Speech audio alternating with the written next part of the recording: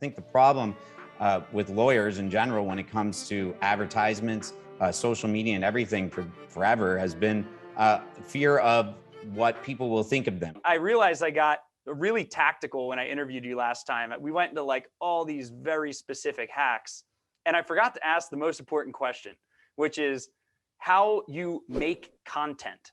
And so, first of all, introduce yourself to everyone, and then for those that don't know you, but I want to first dive into the part that everyone skips is how you actually batch the time to make the content. Yeah, for you that don't know me, my name's Mike Mandell, go by Law by Mike. Started using social media about a year ago now.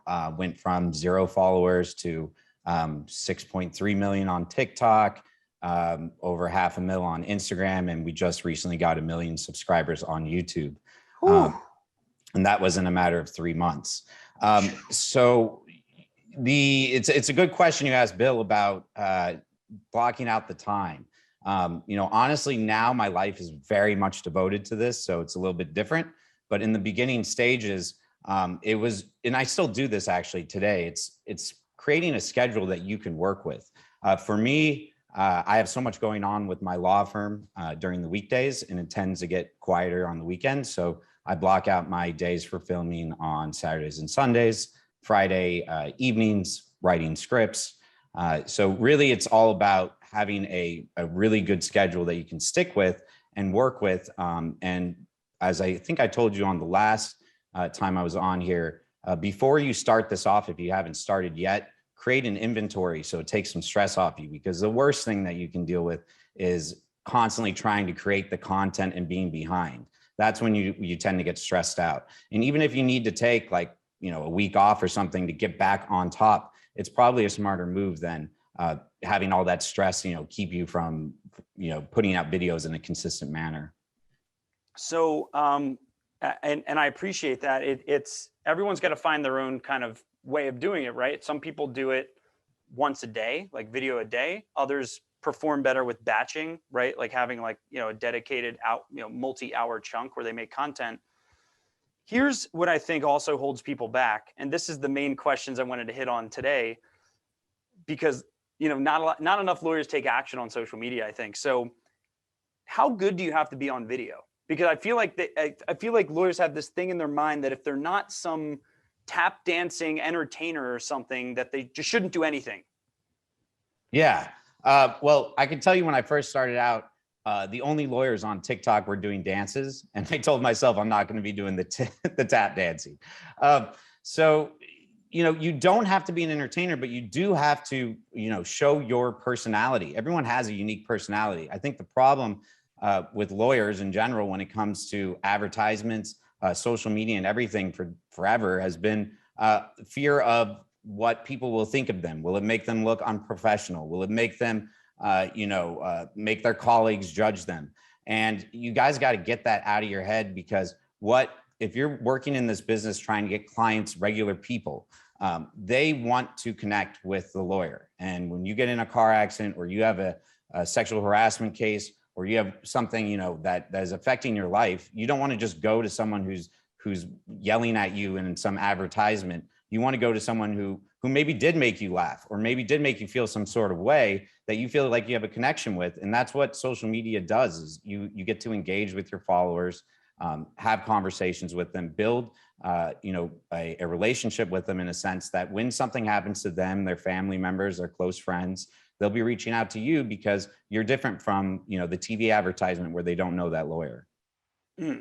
So when Andy was just talking about the fact that 99% of your audience is not in need of a lawyer, and I feel like this thinking maybe prevents lawyers from taking action as well, is, well, I'm not going to use social media because personal injury, potential clients, and criminal defense. In fact, people don't go to Facebook when they're in need of a criminal defense lawyer, right? And it's this outdated, like, yellow page type thinking that they should avoid social media because people don't actually use social as a search engine. So from a branding perspective, how do you actually perceive the funnel of going from widespread attention to signing a case? Yeah, I mean, I can tell you, I've experienced both. I mean, I came out with a post about how Domino's got a lawsuit in the '90s for delivering pizzas, under 30 minutes, and there was some lawsuit where the woman won because basically they were arguing that Domino's pressured their drivers to drive recklessly, and that post caused someone to reach out to me because their brother-in-law got hit by a pizza truck or a Pizza Hut driver. So, I mean, sometimes it's direct correlation, and I wasn't even planning for that to happen. But in reality, what you want to come at this is with the idea of this is an extension of myself. I'm going to portray to people who I am outside of being a lawyer, show some personality, show them I'm a real person and someone they can trust, and then develop that. And you can't be there just like a TV advertisement can't be there when someone immediately gets in an accident. That's not the concept there. The concept is having subconsciously the people think about you when something bad happens to them or they need a lawyer. And the best way to do that is to have them, feel like they have some type of relationship or trust or enjoy watching your videos. Social media provides that outlet to do that very inexpensively. And I think it's really the best way to connect with people. So when you compare the cost of getting attention, and I'm sure you have a very wide network, and you compare it to like a mass TV advertiser or a mass radio advertiser or billboard advertiser, do you think that the reason social media can work so rapidly like it did for you is because the cost of getting an impression is, when all is said and done, cheaper than the other more mature platforms? And perhaps the reason behind that could be the barrier to entry, meaning that most lawyers are uncomfortable on video, and therefore it creates less competition per unit of impression.